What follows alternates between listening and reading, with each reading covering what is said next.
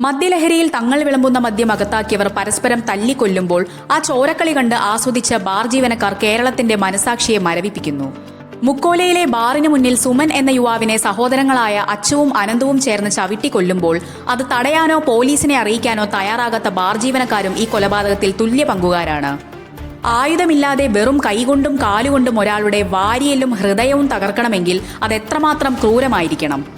രാത്രി 12 മണിക്ക് ബാർ അടച്ചതോടെ തുടങ്ങിയ അക്രമം അരമണിക്കൂറോളം നീണ്ടുനിന്നിട്ടും കൺമുന്നിലെ ചോരക്കളി കണ്ടു രസിക്കുകയായിരുന്നു ബാർ ജീവനക്കാരും സെക്യൂരിറ്റിയും.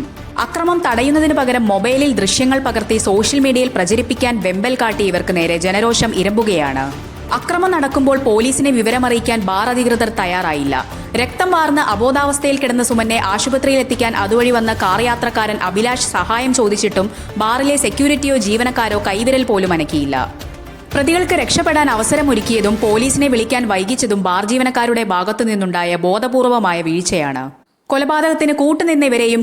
ഈ വാർത്തയുടെ പൂർണ്ണ വിശദാംശങ്ങൾ അറിയാൻ ദ ഹാലി ന്യൂസ് യൂട്യൂബ് ചാനൽ കാണുക. Link in bio.